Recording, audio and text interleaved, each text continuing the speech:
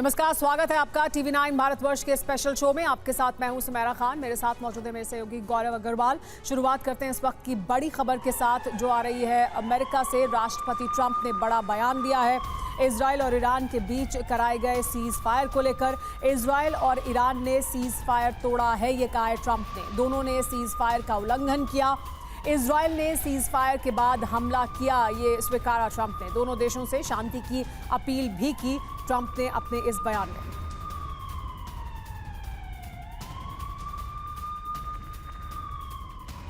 और cease fire तोड़ने पर इजराइल को ट्रंप की चेतावनी, ईरान पर अब बम मत गिराओ, ये कहा है डोनाल्ड ट्रंप ने। अपने फाइटर जेट वापस बुलाओ, ट्रंप ने कहा है, और ऐसा नहीं हुआ तो ये बड़ा उल्लंघन है, ट्रंप ये कहते हुए।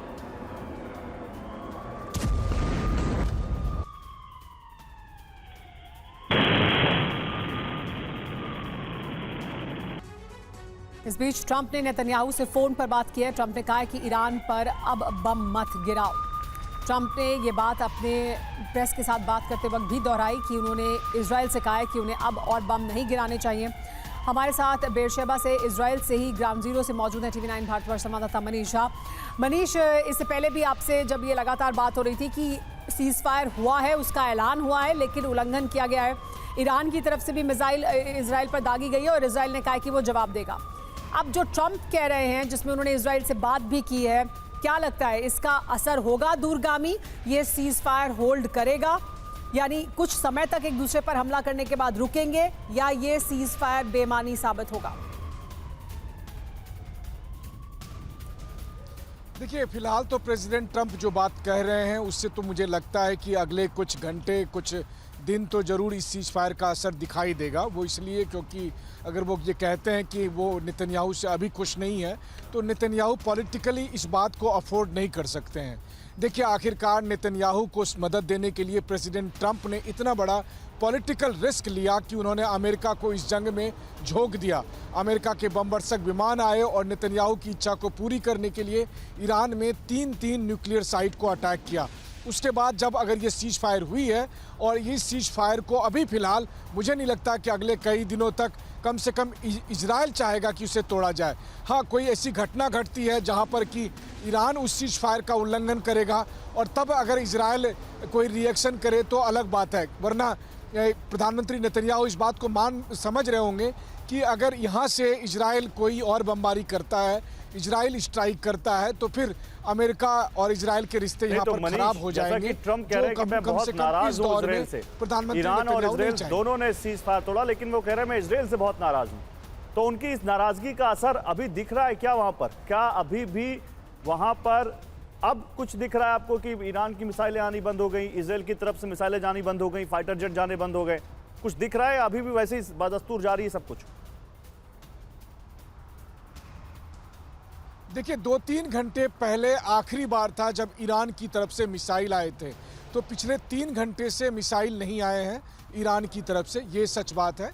और जहाँ तक इजराइल के फाइटर जेट का सवाल है, तो लगभग वही 2-2.5 घंटे पहले इजराइल के फाइटर जेट भी यहाँ से गए थे, जब इजराइल के रक्षा मंत्री ने ऐलान किया था कि हमने IDF को कहा है कि जाओ वहाँ जाकर तोड़ दो, फोड़ दो, क्योंकि उन्होंने सीज फायर का वायलेशन किया। उन्होंने आज सुबह में इजराइल पर मिसाइल दागे थे।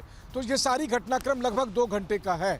अभी जब मैं आपसे बात कर रहा हूँ, मुझे लगता है कि उम्मीद करता हूँ कि कोई नया अलर्ट ना हो, तो अभी तक कोई अलर्ट नहीं है। इसका मतलब यह है कि पिछले 2 घंटे से शांति बनी हुई है। अब ये शांति रात भर चल पाएगी, कल सुबह भी चल पाएगी, या 2 दिन चल जाती है तो ये एक बड़ी कामयाबी हो सकती है। आखिरकार ईरान और इजराइल के बीच जंग रुक जाए, ये ना केवल इन दोनों मुल्कों के लिए बल्कि मध्य पूर्व या बाकी दुनिया के लिए भी राहत की बात होगी। और अगर प्रेसिडेंट ट्रंप ये करा लेते हैं, चाहे जिस भी कीमत पर, तो वो बड़ी उपलब्धि होगी। लेकिन देखिए, आखिरकार तीनों ही कैरेक्टर इसमें बड़े यूनिक हैं, ट्रंप भी, नेतन्याहू भी, और उधर ईरान के बड़ी उपलब्धि होगी। लेकिन क्या ये इतनी बड़ी उपलब्धि होगी मनीष की नोबेल की रेस में वो आ जाएं? फिलहाल ये देखना होगा। फिलहाल बहुत शुक्रिया आपका मनीष इन तमाम जानकारियों के लिए। जी हाँ, भले ही उस नोबेल मिले या न मिले, लेकिन खुद उसके लिए कैंपेन जरूर कर रहे हैं डोनाल्ड ट्रंप सीज फायर के बाद भी। लेकिन इजराइल में सायरन गूंज रहे हैं। इजराइल का दावा है कि ईरान की तरफ से मिसाइल अटैक अब भी नहीं रुके हैं।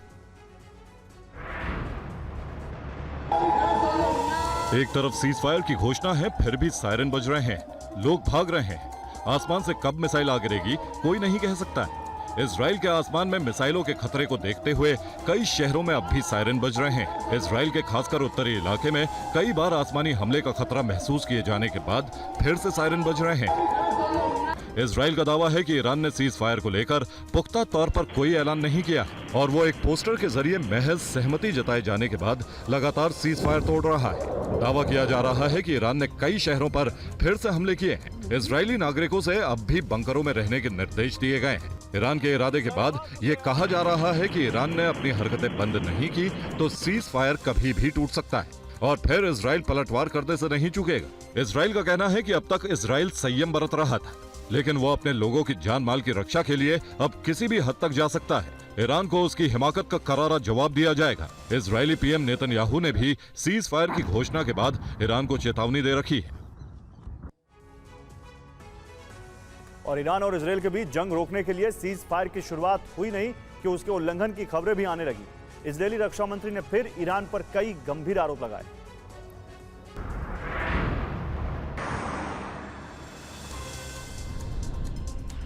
इजराइल ईरान में संघर्ष विराम के कुछ घंटे बाद ही विध्वंसक जंग छिड़ गई है। बैटलफील्ड की नई तस्वीरें साझा कर इजराइल के रक्षा मंत्री इजराइल काट्ज ने ईरान पर सीज फायर तोड़ने के आरोप लगाए।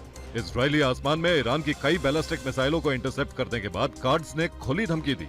उन्होंने कहा कि सीज फायर तोड़ने का ईरान को करारा जवाब मिलेगा। आईडीएफ हर खतरे के लिए तैयार है। यही वजह है कि नागरिक गाइडलाइन में कोई बदलाव नहीं किया गया है। इजरायली रक्षा मंत्री इजराइल काट्ज ने आईडीएफ को तेहरान पर दोबारा हमले शुरू करने के आदेश दे दिए हैं। अगले कुछ घंटे उच्च तीव्रता वाले सैन्य अभियान की आशंका है। हालांकि अभी तक ईरान की ओर से कोई प्रतिक्रिया नहीं आई है, लेकिन तेजी से बदलते घटनाक्रम के कारण मिडिल ईस्ट में तनाव बरकरार है। उधर पीएम नेतन्याहू के सुरक्षा मंत्रिमंडल के सदस्य बेजेल सोमोट्रिच ने कहा कि चुप रहने का जवाब चुप रहकर और मिसाइलों का जवाब मिसाइलों से दिया जाना चाहिए। आईडीएफ का दावा है कि ईरान में सीज फायर को लेकर असमंजस की स्थिति तब तक बरकरार रहेगी जब तक कि ईरान के सर्वोच्च लीडर पर नकेल नहीं कसी जाती।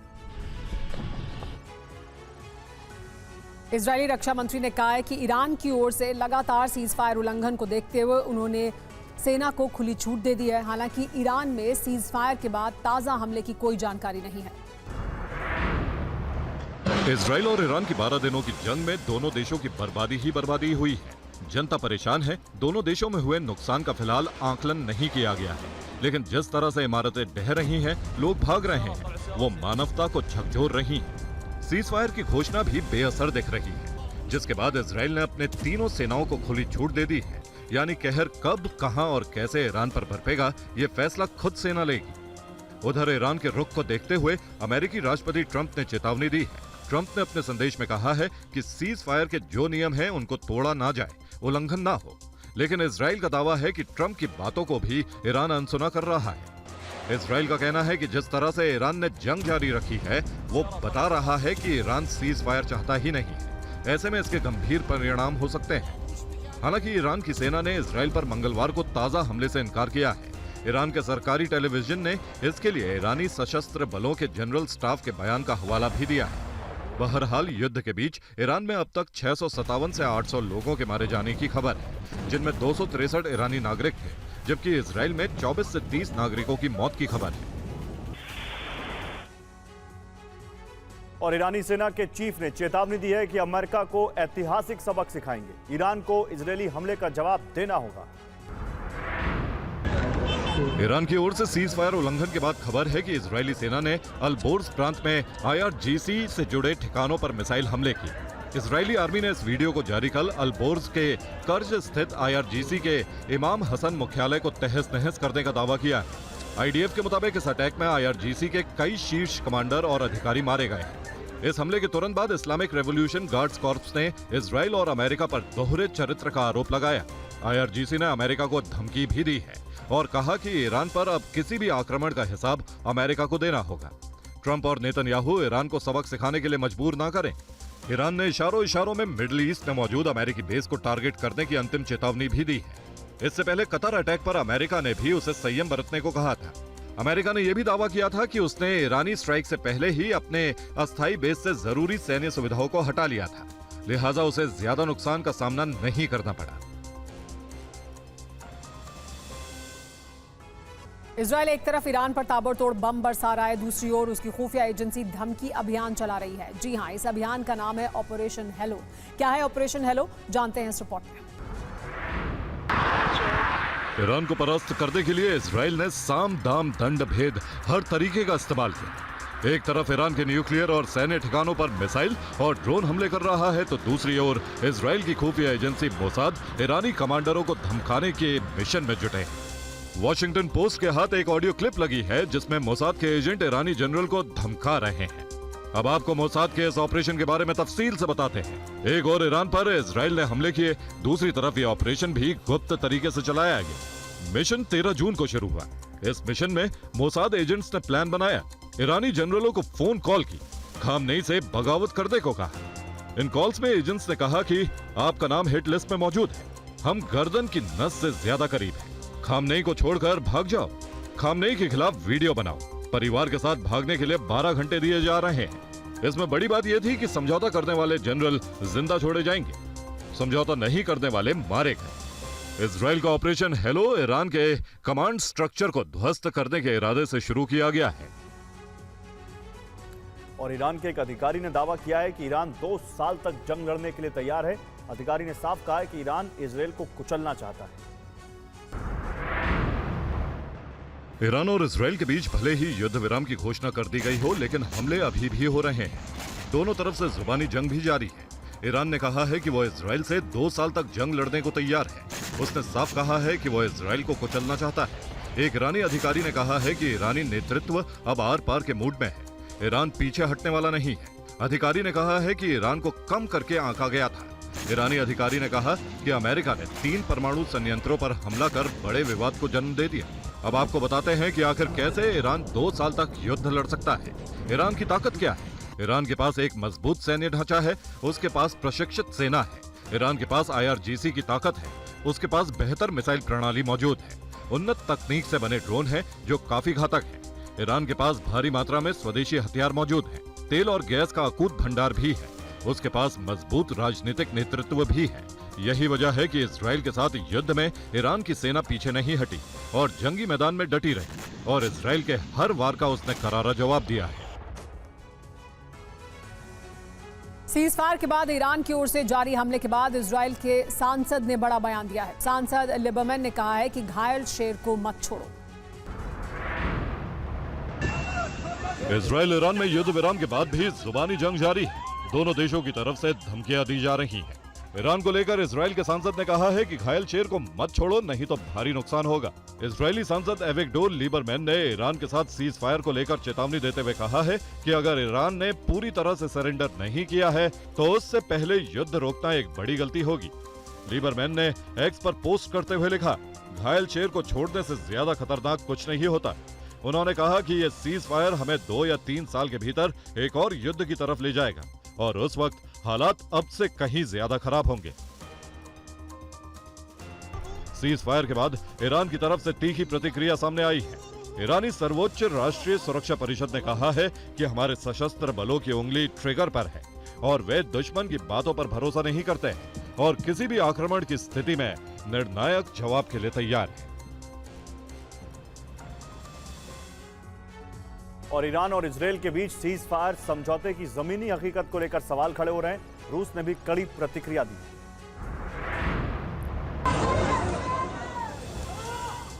ईरान इजराइल के युद्ध विराम की पटकथा क्या ट्रंप की कोरी कल्पना है? ये सवाल इसलिए क्योंकि ट्रंप के ऐलान के कुछ ही घंटे बाद इजराइल और ईरान की मिसाइलें एक दूसरे पर तन गई। एक बार फिर दोनों ओर से बारूदी बारिश शुरू हो गई। सवाल है कि क्या तेहरान ने अमेरिका का प्लान फेल कर दिया?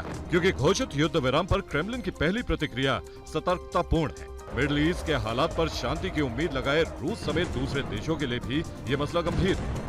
ताजा घटनाक्रम के बाद पुतिन के प्रवक्ता दिमित्री पेस्कोव ने भी कहा कि अगर वास्तव में ईरान इजराइल में सीज फायर की स्थिति बन गई तो उसका स्वागत होना चाहिए। हम उम्मीद कर सकते हैं कि ये युद्ध विराम स्थायी रहे। हालांकि ईरान का आरोप है कि युद्ध विराम का उल्लंघन उसने नहीं बल्कि इजराइल ने किया। रिपोर्ट के मुताबिक आज सुबह 9 बजे ईरान के सामरिक ठिकानों पर IDF की ओर से 3 हमले किए गए। ईरान ने यह भी दावा किया कि उसने सिर्फ जवाबी एक्शन दिखाया क्योंकि उसने पहले ही स्पष्ट कर दिया था कि वो बिना उकसावे के कुछ नहीं करेगा। इजराइल को हमलों की भारी कीमत चुकानी होगी। ईरान का दावा है कि सीज फायर के बाद इजराइल ने 3 बार हमले किए हैं। ईरान ने कहा है कि इजराइल को इसकी भारी कीमत चुकानी पड़ेगी। इजराइल और ईरान के बीच सीज फायर के ऐलान के बाद भी हमले जारी हैं। दोनों देश एक दूसरे पर सीज फायर के उल्लंघन करने का आरोप लगा रहे हैं।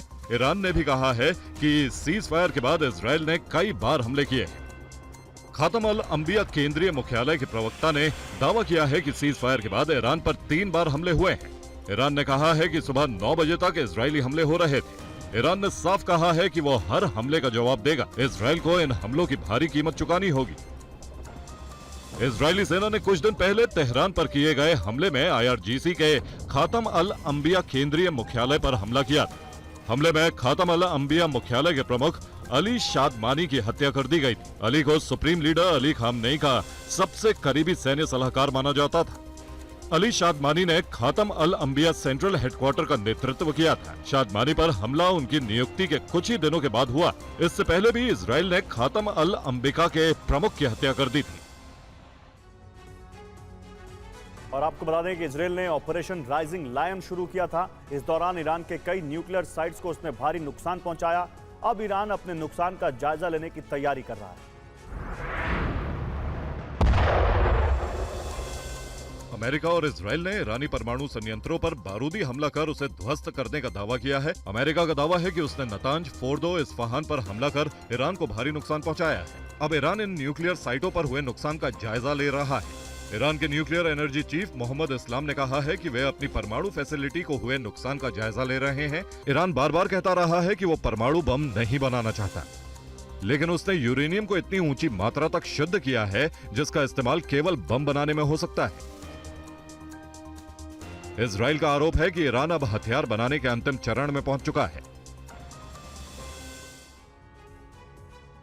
12 दिन तक चले युद्ध के बाद ईरान और इजराइल सीज फायर पर सहमत हुए हैं, लेकिन इन सब के बीच नेतन्याहू ने चेतावनी दी है कि अगर सीज फायर का उल्लंघन हुआ तो करारा जवाब मिलेगा।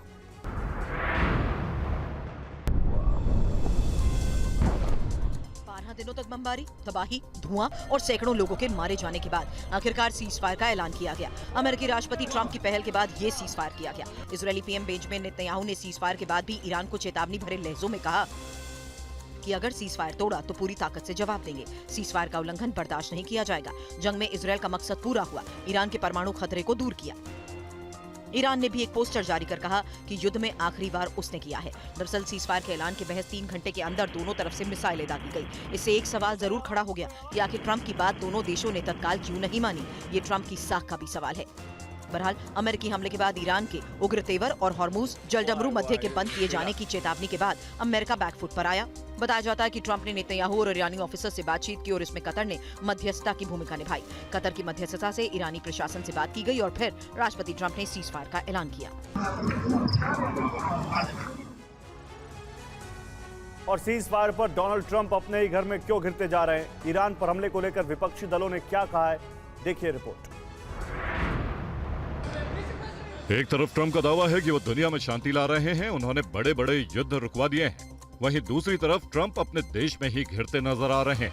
अमेरिका में विपक्षी डेमोक्रेटिक पार्टी के बड़े नेताओं ने डोनाल्ड ट्रंप को निशाने पर लेते हुए कहा है कि उन्हें जनता और संसद को अपने फैसले के पीछे की मंशा का साफ जवाब देना होगा। विपक्षी सांसदों ने ट्रंप पर ईरान इजराइल युद्ध में अमेरिका को झोंकने का आरोप लगाया।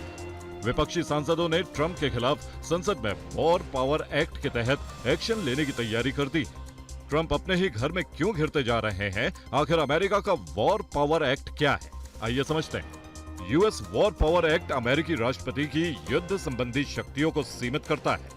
बिना संसद की स्वीकृति के किसी युद्ध में शामिल नहीं हो सकते।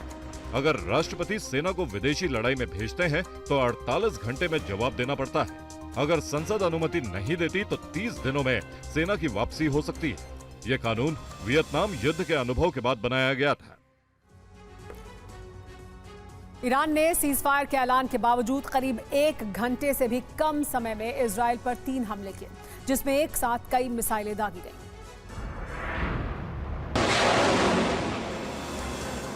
ईरानी हमले की ये तस्वीर आज की है। सीज फायर के बाद भी ईरान के हमले नहीं रुके और देखिए किस तरीके से बीरशेबा में मिसाइल गिरी और उसके बाद तेज विस्फोट के बाद आग का गोला उठा। बीरशेबा में मिसाइल गिरने के बाद भारी तबाही मची। हमले के बाद कई इमारतें मलबे में तब्दील हो गई, जिसके बाद देखिए किस तरह आसपास की इमारतों को भारी नुकसान पहुंचा। घर के अंदर की ये तस्वीरें सामने आई। धमाके के बाद कई जगहों पर शीशे टूट गए हैं। डर से लोग घर छोड़कर बंकर्स में शरण ले रहे हैं। और खबर है कि इजराइल पर आज हुए हमले में 8 लोगों की मौत हुई है, जिनमें बीरशेबा में ही 4 लोगों की जान गई।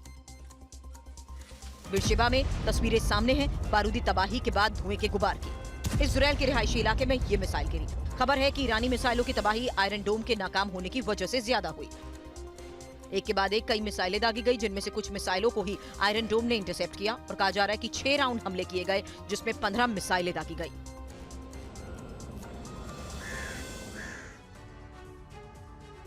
और इजराइल के बीरशेबा में आलीशान और बहुमंजिला इमारतों को सेकंडों में ईरानी बैलिस्टिक मिसाइल ने तबाह किया। आपको दिखाते हैं ईरान में कैसे बीरशेबा में तबाही मचाई। ईरान के सीजफायर उल्लंघन की ये तस्वीरें हैं। वीडियो में देख सकते हैं कि शहर में रेस्क्यू ऑपरेशन पर राहत और बचाव दल की टीमें लगी हैं। वीडियो में देख सकते हैं कि मलबा सड़कों पर खड़ी गाड़ियों पर भी गिरा है, जिससे कारें बुरी तरह तबाह हो गई हैं। फायर ब्रिगेड और रेस्क्यू टीमें काम में जुटी हैं।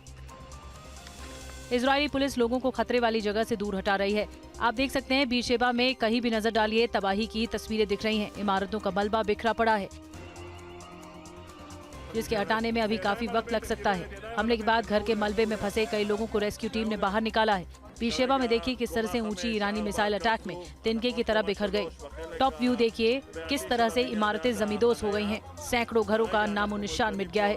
मलबे में कुछ लोगों के दबे होने की आशंका भी जताई जा रही है। बताया जा रहा है कि मध्य इजराइल और दक्षिण के कुछ इलाकों में भी तबाही मची है। आज भी यहाँ सायरन बजने की भी आवाज सुनी गई।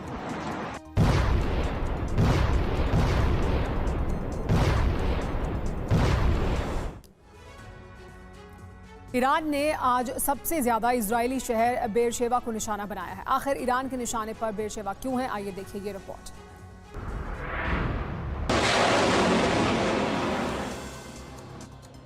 इजरायल और ईरान के बीच छिड़ी जंग पर ब्रेक लगाने की बात कही जा रही है। और भले ही सीजफायर का ऐलान हो गया हो, लेकिन इसके बावजूद ईरान ने आज सबसे ज्यादा इजरायल के रिहायशी इलाकों में बमबारी की। ईरानी मिसाइलों ने सबसे ज्यादा बीरशेबा में बारूदी बरसात की। इस खूनी संघर्ष में इजरायली शहर बीरशेबा सबसे ज्यादा बर्बाद हुआ। इजरायल के बीरशेबा में कई इमारतें, सरकारी प्रतिष्ठानों को ईरानी सेना ने बारूदी हमलों में नेस्तनाबूद कर दिया। बैलिस्टिक मिसाइलों ने ऐसा कहर बरपाया कि बीरशेबा का कोना कोना थर्रा उठा। हर तरफ तबाही का मंजर साफ नजर आ रहा है। आपको बता दें, ईरानी सेना ने बीरशेबा को ही निशाना क्यों बनाया, यहाँ आज सबसे ज्यादा मिसाइलों से हमले क्यों किए गए। बीरशेबा में आईडीएफ का दक्षिणी कमांड का मुख्यालय है। यहीं पर दक्षिण में सैन्य अभियानों का कोऑर्डिनेशन सेंटर है। बीरशेबा हित, जारिम और नेवातीम जैसे एयरबेस के नजदीक है। ये दोनों एयरबेस एयर अटैक और डिफेंस के लिए अहम माने जाते हैं। ये इजरायली रसद और संचार केंद्रों का सेंटर भी है। और इस वक्त ईरान से बड़ी खबर सामने आ रही है। ईरानी मीडिया के हवाले से बड़ी खबर है। उत्तरी तेहरान में विस्फोट की आवाज आई है। मध्य तेहरान में भी विस्फोट हुआ है। माजन-दरान में भीषण विस्फोटों की आवाज सुनाई दी है। तो उत्तरी तेहरान में विस्फोट की आवाज, मध्य तेहरान में भी विस्फोट हुआ है और ईरान के तेहरान में माजन-दरान में भीषण विस्फोटों की आवाज सुनाई दी है।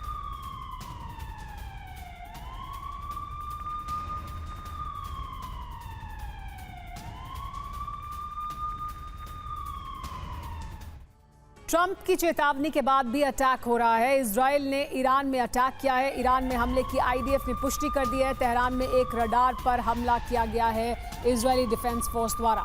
तो ट्रंप की चेतावनी के बावजूद, युद्ध विराम का ऐलान करने के बावजूद हमले किए जा रहे हैं। इजरायल ने ईरान में हमला किया और आईडीएफ ने इसकी पुष्टि की है। तेहरान में एक रडार सिस्टम पर हमला किया गया है इजरायल द्वारा।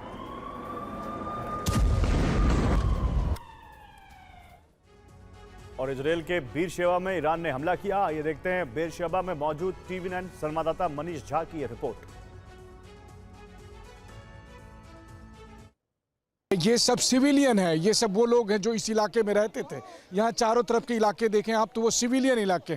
इस सिविलियन इलाके में जाकर वो मिसाइल गिरा है और जिसकी वजह से कितनी क्षति पहुंची है, कितना नुकसान पहुंचा होगा, इसका अंदाजा आप लगा सकते हैं। TV9 पर इस वक्त आप उन तस्वीरों को देख सकते हैं और इस वक्त हम उस लोकेशन के एकदम अंदर जाकर वहाँ से आपको तस्वीरें दिखा सकते हैं। देखिए, ये है विध्वंस की वो तस्वीरें जिसके बारे में आज पूरी दुनिया दुनिया चर्चा कर रही है। और ये तस्वीरें निश्चित तौर पर अमेरिका के राष्ट्रपति डोनाल्ड ट्रंप भी देखते होंगे। वो इसलिए भी क्योंकि उन्होंने सीज फायर का ऐलान किया, और सीज फायर के ऐलान के बाद ईरान ने क्या कहर बरपाया है, किस तरह की तबाही की है, किस तरह का विध्वंस किया है, वो हम आपको दिखा रहे हैं TV 9 के कैमरे पर। इस वक्त आप उन तस्वीरों को देख सकते हैं, और उन तस्वीरों के जरिए आप समझ सकते हैं कि इजराइल में किस तरीके से सिविलियन इलाकों में यहाँ पर कोहराम मचाया गया है। इस वक्त आप देखिए, और मैं यहाँ पर देख रहा हूँ कि जो इजरायली सिक्योरिटी फोर्स है वो ड्रोन के जरिए भी यहाँ पर एसेस कर रही है। वहीं दूसरी तरफ जो इमरजेंसी सर्विसेज के लोग हैं वो ऊपर मौजूद हैं, और वो ये भी देख रहे हैं कि अगर कोई अंदर में मलबा में दबा तो नहीं रह गया है, फंसा तो नहीं रह गया है। ये एक मल्टी स्टोरी बिल्डिंग है, अगर मैं ये कहूँ तो 7 या 8 मंजिले मल्टी स्टोरी बिल्डिंग है। इस वक्त आप देख रहे हैं, एक तो 2 ड्रोन को आप लगातार उस बिल्डिंग के पास उड़ते हुए, छोटे छोटे ड्रोन जो कैमरा के साथ है, ताकि जो लोग वहां पर मौजूद हैं उनको वो कुछ गाइड भी कर सकें।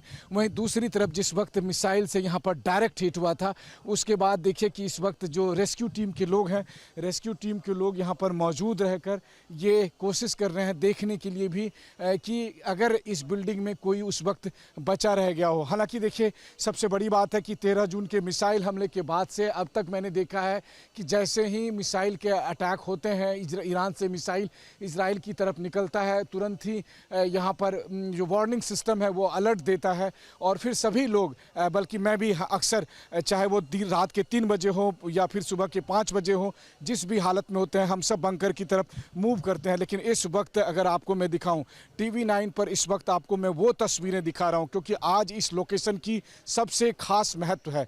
आज इस लोकेशन का महत्व ये है कि ये है सीज फायर। इसको बोलते हैं सीज फायर, जो प्रेसिडेंट ट्रंप कह रहे थे। आप देखिए कि ये सीज फायर अगर है तो फिर युद्ध किसे कहेंगे आप। और क्योंकि ये तस्वीरें इतनी आसानी से ना तो व्हाइट हाउस को चैन से रहने देगा, और ना ही तेहरान और तेल अवीव को चैन से रहने देगा, क्योंकि तेल अवीव से करीब 80 किलोमीटर दूर स्थित जब इस जगह पर हम पहुंचे हैं, और यहाँ की अभी की जो ये तस्वीरें देख रहे हैं, और इस वक्त TV 9 के कैमरे पर जब आप लाइव इन तस्वीरों को देख रहे हैं, तो आप इस बात का अंदाज़ा लगा सकते हैं। इजराइल के बेरशेवा में 30 मिनट के भीतर ईरान की ओर से कई राउंड हवाई हमले किए गए। ईरान के प्राणघातक हमलों में कई लोगों की मौत हो गई और 25 से ज्यादा लोग घायल हो गए। आसमान से गिरती मिसाइलें, जोरदार धमाके और दहशत का माहौल। विध्वंसक जंग में ऐसे हालात हैं इजराइल के बीरशेबा के, जहां ईरानी बैलिस्टिक मिसाइलों के प्रहार से तबाही की तस्वीरें सामने आ रही हैं। लोग जान बचाकर इधर उधर भागते दिखे। ईरान की ओर से दागी गई मिसाइलें रिहायशी इलाके में गिरी और घर के घर तबाह हो गए। IRGC का दावा है कि बीरशेबा में उनकी मिसाइलों के आगे इजरायली डिफेंस पूरी तरह फेल साबित हुआ। उसकी मिसाइलें करीब करीब हर लक्ष्य को भेदने में कामयाब रही। स्थानीय मीडिया की माने तो बीरशेबा में 30 मिनट के अंदर ईरान की ओर से 4 राउंड हवाई हमले हुए। जानकारी के मुताबिक ईरान के इन घातक हमलों से 3 लोगों की मौत हो गई, जबकि 22 से ज्यादा लोग घायल हैं। ईरानी हमले से सेंट्रल बीरशेबा में सबसे ज्यादा तबाही हुई। जहां जहां ईरान की बैलिस्टिक मिसाइलें गिरी, सब कुछ बर्बाद हो गया। हर तरफ मलबा और विध्वंस के निशान हैं। बीरशेबा में हुई तबाही से जंग के और भीषण रूप अख्तियार करने की आशंका बढ़ गई है। इजरायल ने भी जोरदार पलटवार की चेतावनी दी है। और सीज फायर से ठीक पहले इजरायल के आसमान में ईरानी मिसाइलों की आवाज गूंजती रही। दक्षिणी इजरायल में कई मिसाइल दागी गई, जिनमें से कई को इजरायल के डिफेंस सिस्टम इंटरसेप्ट नहीं कर पाए। ईरान ने दक्षिणी इजरायल के बीरशेबा समेत कई शहरों में धुआंधार हमलों को अंजाम दिया और ईरानी सेना ने औद्योगिक और रिहायशी ठिकानों को टारगेट कर महज आधे घंटे के अंदर मिसाइलों की ऐसी बारिश की कि पूरा इलाका कांप गया। बीरशेबा पर हमले की ये तस्वीरें इजरायली मीडिया ने जारी की हैं। शहर की कई जगहों पर ईरान की बैलिस्टिक मिसाइलों के प्रहार से जोरदार धमाके हुए। धुएं के गुब्बार आसमान में काफी दूर तक नजर आए। CCTV में कैद इन तस्वीरों को देखिए। ईरानी मिसाइलों के प्रचंड प्रहार से भूकंप जैसी स्थिति नजर आई।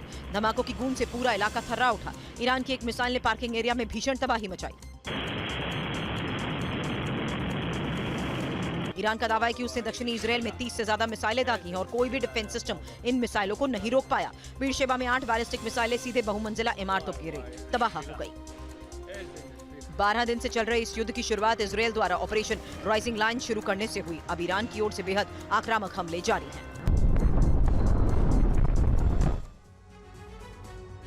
ईरान ने इजरायली शहरों पर बैलिस्टिक मिसाइलों से हमला किया। इजरायल का दावा है कि उसने कई मिसाइलों को हवा में ही मार गिराया। इजरायल ईरान के बीच 12 दिनों से खूनी संघर्ष जारी है। सीज फायर के ऐलान के बाद भी कई जगहों पर ईरानी सेना ने बारूदी बरसात की। ईरान का दावा है कि उसने इजरायल के कई शहरों में मिसाइलों से हमला बोला है।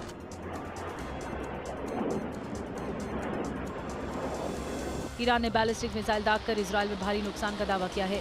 ईरानी सेना ने कहा है कि उसने इजरायल के 10 मिसाइल को गिरा दिया। ये इजरायल के नबलस शहर पर ईरानी हमले की तस्वीर है। देखा जा सकता है कि नबलस के आसमान में सिर्फ मिसाइलें दिख रही हैं। इन मिसाइलों में भारी तबाही मचाई है। ईरान ने नेवातिम बेस पर भी भारी बमबारी की है। इजरायल के नबलस इलाके पर हमले की दूसरी तस्वीर देखिए, जहां ईरानी मिसाइलें कैसे इन इमारतों को जमींदोज कर रही हैं। मिसाइल अटैक के बाद नबलस का कोना कोना थर्रा गया। ईरानी मिसाइलों ने इन इमारतों को पल भर में मिट्टी में मिला दिया।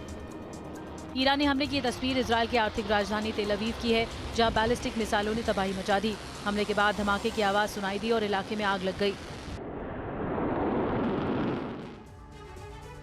और ईरान ने युद्ध के आखिरी चरण में इजरायल के उत्तर से लेकर दक्षिण तक बैलिस्टिक मिसाइलों की कई लहर भेजी। सबसे ज्यादा तबाही रिहायशी इलाकों में हुई। एयर अलर्ट सायरन के बीच भीषण धमाकों के गूंज और रिहायशी इलाके में धुएं का गुबार। इजरायल के बीर शेबा में ईरान ने एक के बाद एक करीब 1.5 दर्जन बैलिस्टिक मिसाइल दागकर कोहराम मचा दिया।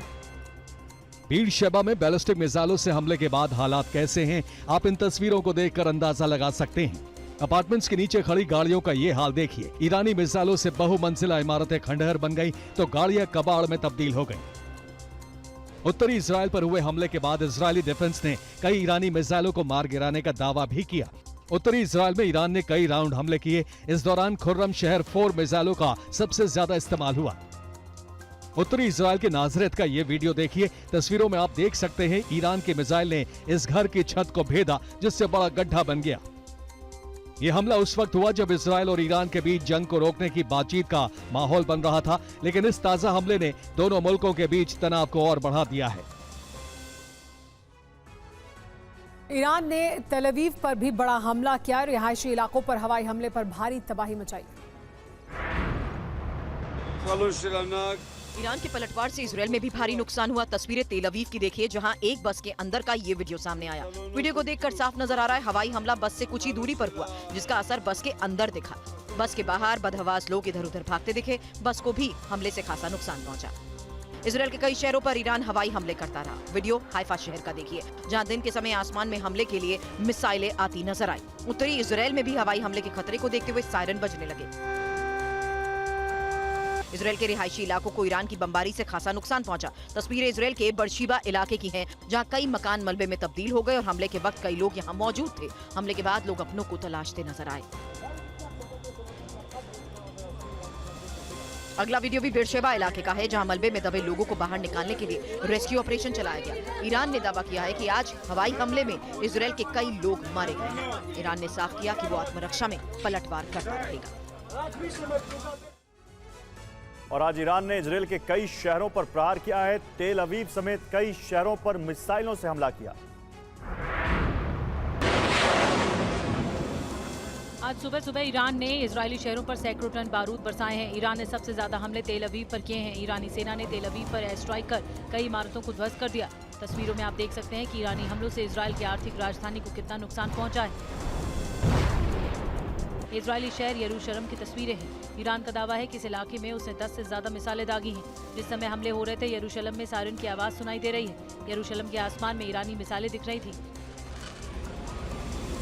इजरायल का दावा है कि उसने ईरान के ज्यादातर हमलों को नाकाम कर दिया।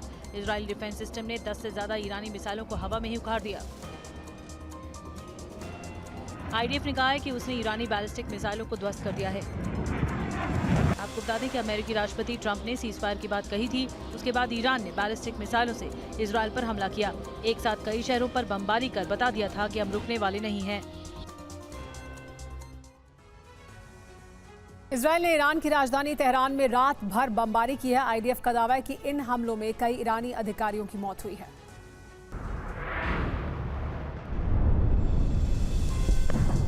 ईरान ने इजरायल के कई शहरों पर बारूदी बारिश की है। वहीं जवाबी कार्रवाई करते हुए इजरायल ने ईरान के कई शहरों को बारूद के ढेर में तब्दील कर दिया है। कई महत्वपूर्ण इमारतों को आईडीएफ ने निशाना बनाया है। इजरायल ने ईरान के हवाई अड्डों, सैन्य ठिकानों, तेहरान की एवन जेल और रिवोल्यूशनरी गार्ड के मुख्यालय पर जोरदार प्रहार किया है। इजरायल हमलों से यहां भारी तबाही मची है। आईडीएफ ने ईरान की राजधानी तेहरान में रात भर बमबारी की। तेहरान में इजरायली सेना ने कई इमारतों को जमींदोज कर दिया है। हमले के बाद इलाके में आग लग गई। पूरा इलाका धुआं हो गया। आईडीएफ का दावा है कि हमलों में ईरान के कई अधिकारियों की मौत हुई है, लेकिन अभी इसकी आधिकारिक पुष्टि नहीं हुई है कि हमलों में कितने अधिकारी मारे गए हैं। आईडीएफ का दावा है कि ईरानी रिवोल्यूशनरी गार्ड मुख्यालय, रक्षा उद्योग सुविधाएं और परमाणु ठिकानों पर एक नहीं कई बार हमले किए गए। इजरायली सेना ने रात भर भीषण बमबारी कर ईरान के उन ठिकानों को ज्यादा नुकसान पहुंचाया जहां पहले भी हमले हुए थे। आईडीएफ का कहना है कि कुछ स्थलों को फिर से इसलिए निशाना बनाया गया है ताकि ज्यादा से ज्यादा नुकसान हो। और इस जंग में चीन की भूमिका पर सवाल उठ रहे हैं। पलटवार करने के बाद ईरान ने चीन की तरफ से ईरान को कितना सपोर्ट मिला, इसको लेकर सवाल उठ रहे हैं, क्योंकि फ्लाइट रडार 24 की रिपोर्ट में दावा किया गया कि चीन से ईरान को लगातार हथियारों की सप्लाई हो रही है।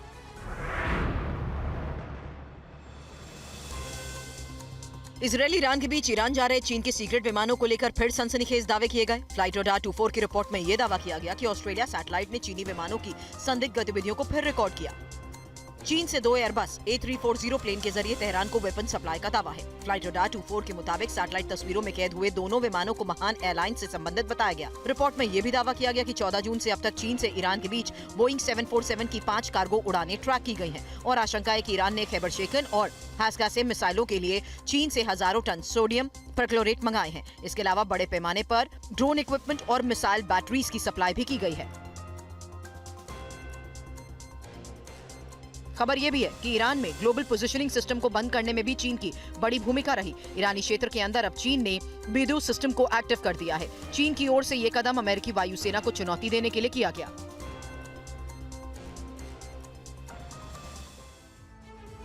और इस बीच पाकिस्तान ने एक बार फिर भारतीय विमानों के लिए अपने हवाई क्षेत्र पर लगी रोक बढ़ा दी है। ये पाबंदी नागरिक और सैन्य दोनों तरह के विमानों को लेकर जारी की गई है। आतंकवादियों की घुसपैठ पर नकेल कसे जाने के बाद अब पाकिस्तान अड़ंगेबाजी पर उतर आया है। एक बार फिर भारतीय विमानों के लिए अपने हवाई क्षेत्र पर रोक बढ़ा दी है। पाकिस्तान ने ताजा फैसले में कहा है कि भारत की सभी एयरलाइनों या लीज पर लिए गए विमानों पर ये रोक शामिल है, चाहे वे नागरिक विमान हो या सैन्य विमान। भारतीय विमानों के लिए ये नया नोटम 23 जून से 23 जुलाई 2025 तक लागू रहेगा। ये प्रतिबंध पाकिस्तान के कराची और लाहौर FIR क्षेत्रों में लागू रहेगा। जानकारी के मुताबिक पाकिस्तान ने यह पाबंदी जमीन से लेकर अनंत ऊंचाई तक लागू की है। बताया जाता है कि पाकिस्तान ने यह फैसला भारत पाक संबंधों में जारी तनाव के मद्देनजर लिया है। ऑपरेशन सिंदूर के बाद दोनों देशों के बीच तनाव अब भी खत्म नहीं हुआ है।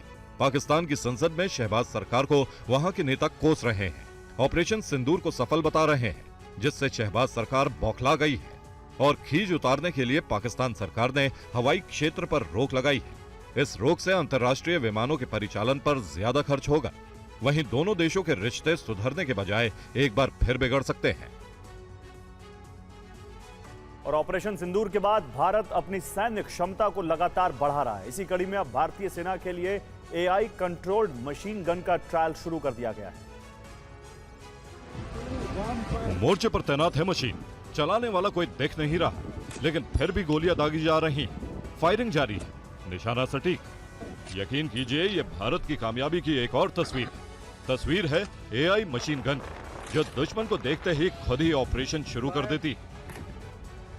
भारतीय सेना इस AI मशीन गन का परीक्षण कर रही है। ये मशीन गन लंबी दूरी पर टारगेट का पता लगाने से लेकर हमला करने में सक्षम है। इसका निर्माण भारतीय फर्म ने किया है। सिस्टम ने 300 मीटर तक के लक्ष्यों की पहचान की और उन्हें ट्रैक किया, साथ ही 600 मीटर की दूरी पर सटीक हमला किया। कंपनी के मुताबिक यह हथियार प्रणाली 21 दिनों तक बंकर के अंदर ऑटोमेटिक मोड में काम कर सकती है। इसका उपयोग बख्तरबंद वाहनों और नौसैनिक प्लेटफॉर्मों पर भी किया जा सकता है। AI संचालित हथियारों की बढ़ती मांग को लेकर इसका परीक्षण लगातार जारी है। 2020 में भारत ने इजराइल को 16,479 नेगेव गन का ऑर्डर दिया। अब सेना ने 40,000 ऐसी मशीन गन की आवश्यकता का अनुमान लगाया है।